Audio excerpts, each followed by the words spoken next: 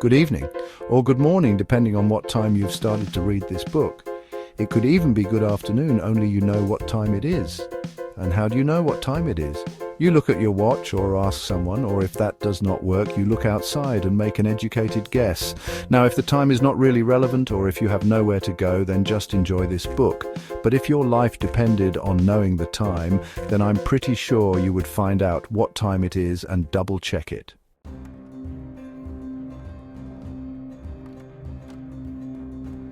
This is just like the books that I have written. This book is about life after death. I will tell you the truth. It is up to you to believe it or not, but in short, your life will depend on what you believe, because I'm going to take you on a journey through life and death. The world has lied to us. The main reason for this book is to lead you to the truth of why we die and what happened at the beginning of life, the beginning of time. History, the true history of this world and what has happened in the past, is of great importance to what will happen in the future. The past will decide the world's fate, because what happened in the past set us on a course of destruction, and at the moment we are all riding the waves of history, and the waves we are riding at the moment are waves of lies taking us to an early grave.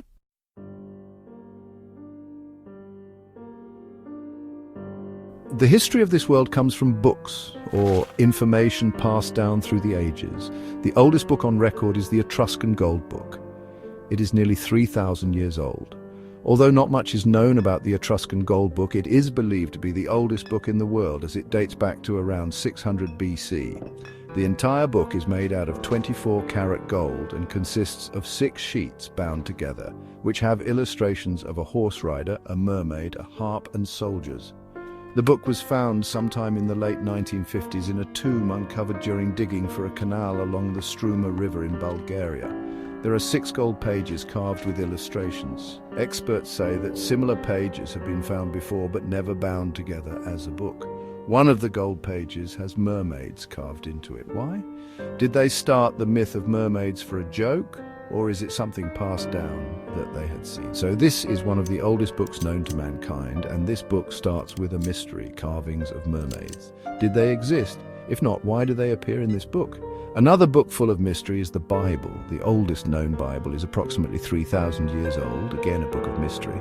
Before books, the history of the world comes from ancient findings, artifacts, and carvings in wood and stone.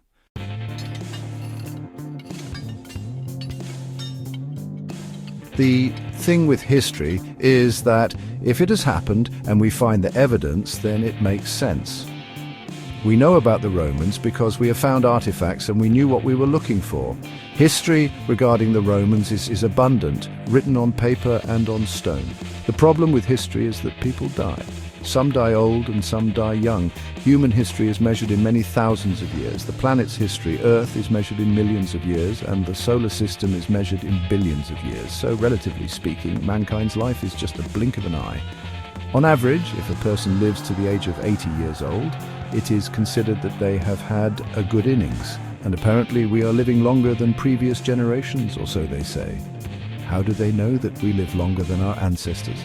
Again, by finding written evidence and artifacts, in this case bones.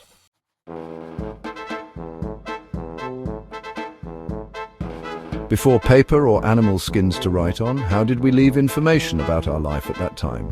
We carved pictures and strange symbols into stone, or did we? Did we understand what we were carving? If we understood what we were carving, why did we have to decipher their meanings?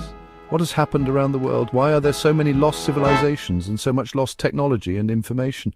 Things do not add up. Before ink and leather, all we had were hammers and chisels. And before that, all we had were stones, hard flint. Or did we? Is this all we had?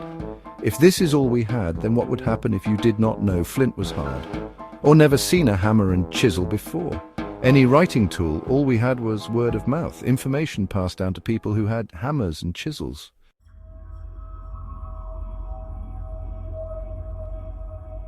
The history of our ancestors all started with the spoken word, tales of life passed down generation to generation until someone decided to write it down. And what you have got to think about as well is, why would they want to record what has happened in their life? If you had a hammer and chisel, you would want to use that at first for something worthwhile, like building a bloody house to keep warm in, not writing a book. The first book to ever be written solely by man must have been a picture book. This makes sense because from the beginning of time we had fingers, hands, and imagination.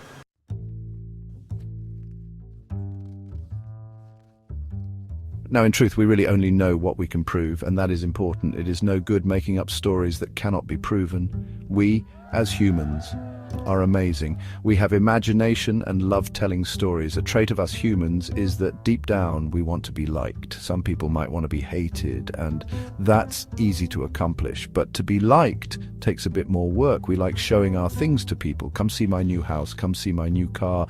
Oh, I am going on holiday to the Caribbean. We want to be seen to be doing well, and we want to be accepted, to fit in with the upper crust, if you like.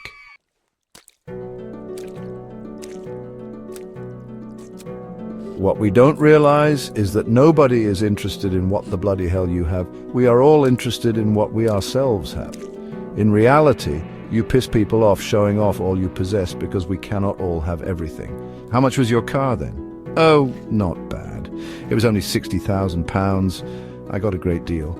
In reality, it was a £100 deposit, £500 a month, and give it back after 2 years. But we like to paint a different picture.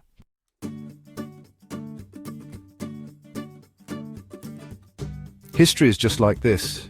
Stories that have been told and written down become tainted. We embellish or misunderstand what was said. We write down what we think has happened or what we can remember from our past. The true truth of things only comes from solid evidence, from items that you can see and touch. Stone carvings, in the main, tell the truth. Why would they lie?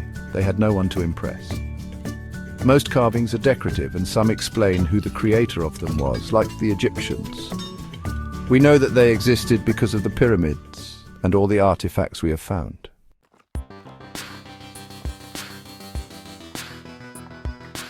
But unless we were there when they lived, we do not know the whole history. We have made it up. We, or historians, have put together all the information collected and made up a story on what has been found. A lot of items that cannot be explained that have been found, they ignore. Now this brings me to the Bible. All the stories in the Bible are great. Some make sense and some do not. The problem with this book is that we cannot find any evidence of its contents. Mankind has looked for the evidence from when time began and found no concrete proof that what happened in the Holy Book happened. It all comes down to a belief, and whatever we want to believe is up to us.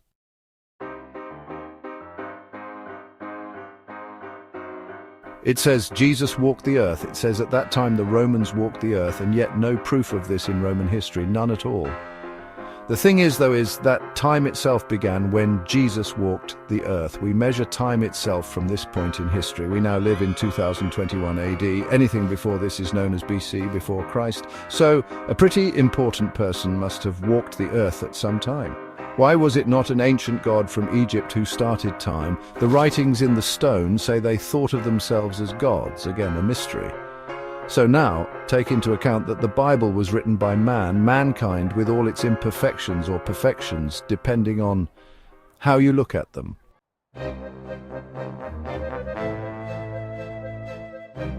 We have searched for Noah's Ark and never found it. We have searched for the evidence of Jesus and never found it. The Ark of the Covenant, the Ten Commandments stone, the Last Supper utensils. To name just a few items, lost mysteries, or are they all a true adventure? Did God walk the earth, and if so, where did he go? The Bible says God was here with us, and religion instigated his death. The Pharisees of the day were like our churches today. They believed that they knew God, and when someone came to tell them the way to live, they killed him. Why? Because they had misinterpreted the scriptures. They did not want themselves to be proved wrong at any cost.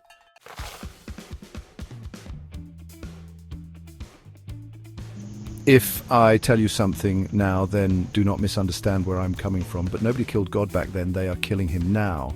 The Bible is a metaphor of what is to come and what has been. The story of Jesus and how he was nailed to a cross is a parable reference. Jesus did not go to religion. He went to ordinary people. He came to say, look, there is a better way to live. Surely if someone was brought back to life in front of your eyes, who had been dead for days, would you not think this man has power?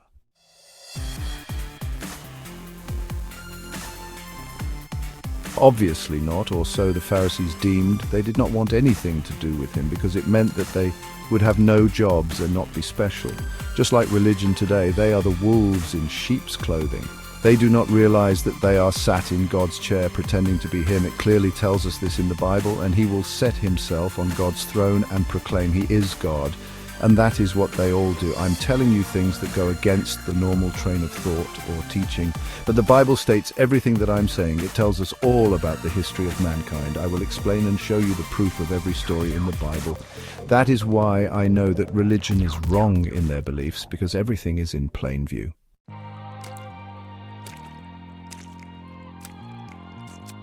Please do not get me wrong, the majority of religious teachings are really good. They talk about love and forgiveness, and that is amazing. A lot more love and a lot more forgiveness would make the world a better place.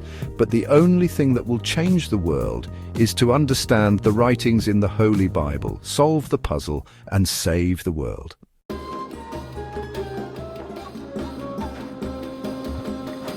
I will give you your first clue. The Israelites in the Bible represent mankind. Pharaoh represents an alien intruder.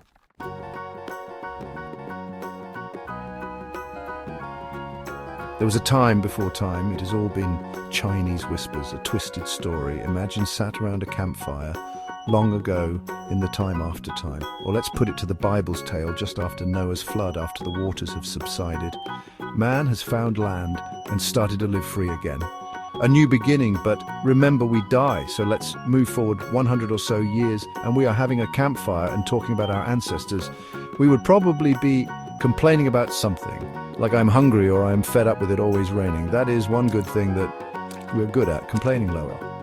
Now one of the older men says, "You do not know how lucky you are. According to my family's past relatives, they were slaves to a pharaoh who proclaimed to be a god, and he had them make bricks for him day in and day out.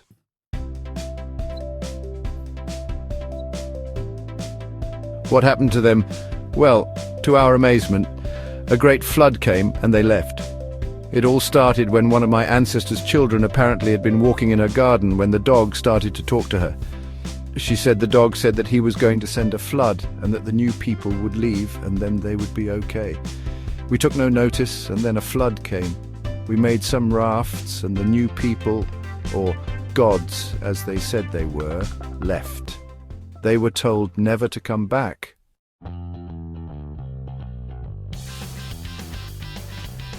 So a quick little story sat around a campfire and told many times, not just by one person, but by many that had passed down information through word of mouth. We fast forward again to a time when all these legends can be written on paper. This story, mixed in with stories of the time before time, gave us our Bible and have been molded together into one whole story. Now the stories are all true, but told in a way that is not totally correct. They have melted together.